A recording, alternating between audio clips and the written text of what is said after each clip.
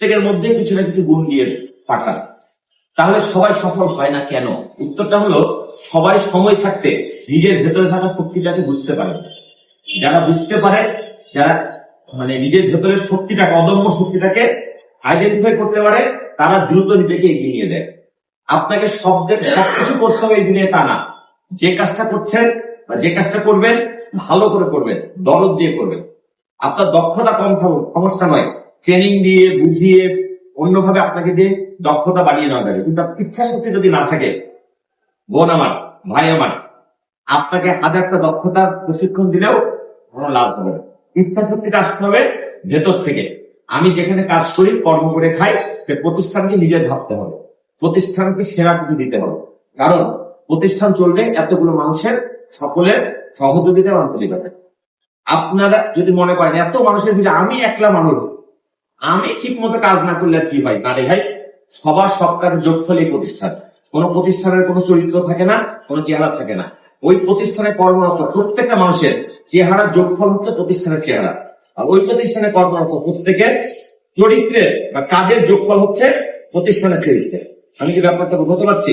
তো আপনাদের সবার কাছে একটাই নিবেদন, যখন যে কাজটা করবেন নিজের মনে করবেন।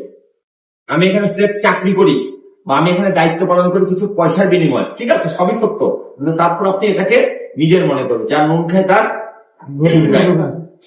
একটা প্রতিষ্ঠান চালাতে অনেক রকম মানুষ লাগে, সবার শব্দটা থাকে না, আবার সবাই সমান আন্তরিক হয় না, কিন্তু কিছু না কিছু আন্তরিক মানুষ আছে বলে প্রতিষ্ঠানগুলো টিকে থাকে।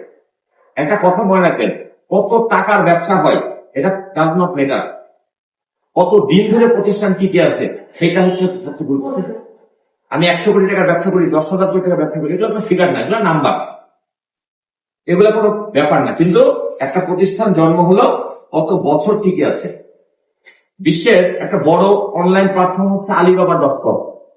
তার প্রতিষ্ঠাতা ফাউন্ডার জ্যাক মাকে জিজ্ঞেস করা হয়েছিল, আচ্ছা আপনি তো বিশ্বের একজন বড় শিল্পপতি বা ধনকুবের, আপনি যা চান তাই করতে পারেন, আপনার জন্য টাকা টাকা এখন আর কোনো ফ্যাক্টর না। উনি যদি ওনার অনলাইনে একটা অফার ছাড়ে, 1 পয়সা কমিয়ে দেয় পণ্যের, মুহূর্তের মধ্যে সারা বিশ্ব থেকে কোটি কোটি টাকা বুকিং মানি তুলে যাবে। টাকা দিয়ে তাকে আর এখন যাতায়াত করার সুযোগ দেয়। আপনি কি চান? উনি বলেছিলেন, আমি চাই আমার প্রতিষ্ঠান যেন 100 বছর টিকে। ওনাকে আবার প্রশ্ন করা হলো, মানুষই তো বাঁচে 50, 60, 80 বছর, 100 বছর প্রতিষ্ঠান আপনি করবেন তাই? উনি উত্তর দিলেন, সারা পৃথিবীতে প্রতিদিন শত শত প্রতিষ্ঠান তৈরি করার জন্য মানুষ স্বপ্ন দেখে, ট্রেড লাইসেন্স করে, আদার্স অ্যাক্টিভিটি শুরু করে। অধিকাংশ প্রতিষ্ঠানই 1 থেকে 2 বছরের মধ্যে হারিয়ে যায়। 5 বছর টিকে থাকে এমন প্রতিষ্ঠানের সংখ্যা সারা পৃথিবীতে খুব কম। 10 বছর টিকে থাকে এমন সংখ্যা আরো কম। আর 100 বছর টিকে থাকে এমন প্রতিষ্ঠান এখনো সারা পৃথিবী জুড়ে সব মিলে বোধ হয় 20টা কিছু হয়। তাহলে আমি চাই টাকা রকমে না, আমি চাই দীর্ঘস্থায়িত্বের মেয়াদে রেকর্ড করতে। আর দীর্ঘস্থায়িত্বের মেয়াদে রেকর্ড করতে হলে প্রতিষ্ঠানকে ভালোবাসতে হয়, প্রতিষ্ঠানের আন্তরিকতা দিয়ে কাজ করতে হয়। কে দেখছে কে দেখছে না, কে চেক করছে কে করছে না, আপনার বস বা আপনার লাইন ম্যানেজার জানলো কি জানলো না, ওই দিকে তাকাবেন না। ভাই আমার, বোন আমার, নিজের কাজটা দরদ দিয়ে করেন, ভালোবেসে করেন, প্রতিষ্ঠানকে নিজের ভাবে, তাহলে দেখবেন সকলের সম্মিলিত প্রচেষ্টায় প্রতিষ্ঠান এগিয়ে যাবে ইনশাল্লাহ। সবই মোটিভেশন কথা বললাম, এবার একটা কাজের কথা বলে আজকে মতো শেষ করবো। শুধু সমস্যা নিয়ে কখনো বসের কাছে যাবেন না, তাহলে বসরা কাজ কি প্রশ্ন লাগে না? শুধু সমস্যা নিয়ে বসের কাছে যাবেন না, যদি যেতেই হয় সম্ভাব্য সমাধান ঝেড়ে যাবে। আমি কথাটা বুঝতে পারলাম কিনা? একটা প্রবলেম তৈরি হয়েছে, তাহলে আমি কি করবো? আমার যিনি সিনিয়র তার কাছে বলবো না যে ভাই এটা হয়েছে বা স্যার এটা হয়েছে, আমি বলছি ওটা বলবে, আপনার সাথে এটাও বলবে যে স্যার এই যে সমস্যাটা হয়েছে, এই ঘটনাটা আমরা এভাবে সমাধান করতে পারি, ওইভাবে করতে পারি, ওইভাবে করতে পারি। আপনি বললেই যে ওই কাজটাই বস করতে, তাও আমি বলছি না, কিন্তু এই যে আপনি ভাবছেন, এই ভাবনাটা আপনাকে দ্রুত এগিয়ে নেন।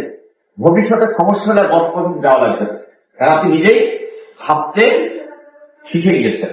আমি কি কথাটা বুঝাতে পারলাম? 2 নম্বর হচ্ছে ক্ষমা করার মানসিকতা থাকা। ক্ষমা করলে ক্ষমতা বাড়ে। কি বললাম? ক্ষমা করলে ক্ষমতা বাড়ে। রাগ করা যাবে না। রাগ করলে রোগও ভালো হবে না। রাগ করলে রোগও ভালো হবে না। আমরা তো মানুষের রোগের সেবা নিয়ে নিরাময় নিয়ে কাজ করি, বুঝছো? রোগ অনেক কারণে হয়, ডাক্তারদের কাছে অনেক কিছু আছে, মেডিকেল থেকে অনেক কিছু আছে। আমি কিন্তু একটা কথা বুঝি, যার মনের মধ্যে কষ্ট, রাগ, অভিমান, ক্ষোভ, জ্বালা, যন্ত্রণা পুষে রাখে, তার রোগাক্রান্ত। রোগ ভালো করার পূর্ব শর্ত হচ্ছে মনটাকে পরিষ্কার করা। সবসময় সবকিছু আপনার ইচ্ছা মতো হবে না, এই জন্য ক্ষমা করতে শিখুন, ছাড় দিতে শিখুন, রাগ কমাই মানে অভ্যস্ত হন, তাহলে দেখবে জীবনে অনেক বেশি সফল হতে পারবে। বেশি কাজ করতে চান, বেশি করে পানি করুন পান। বেশি কাজ করতে চান, বাতাসে দিন টান, মানে যখন সময় পাবে লম্বা করে শ্বাস নেবে। কারণ আমাদের দেহটা কিসের তৈরি? মাটির তৈরি দেহ, সাথে পানি আছে, আর বাতাস যতক্ষণ টান দিতে পারেন ততক্ষণ আপনি জীবন্ত, রাইট? মানুষের শরীরের প্রধান খাবার ভাত নয়, রুটি নয়, শাক নয়, সবজি নয়, এর চেয়ে তো গুরুত্বপূর্ণ খাবার হচ্ছে পানি। যে খাবারগুলো আমরা প্রতিদিন খাই, প্রতি বেলায় খাই, এগুলো ছাড়া বাঁচতে পারবেন 20 থেকে 25 দিন। মেডিকেল সায়েন্সেরই ভাষা, আমার ভাষা না। কিন্তু পানি ছাড়া বাঁচতে পারবেন 3 থেকে 7 দিন। আর যে জিনিসটা ছাড়া 1.5 মিনিটের বেশি বাঁচবো না, সেটা হচ্ছে বাতাস। যতক্ষণ শ্বাস নেবেন আপনি মাটির উপরে, এই শ্বাস নেওয়া বন্ধ হয়ে যাবে, মাটি আপনি।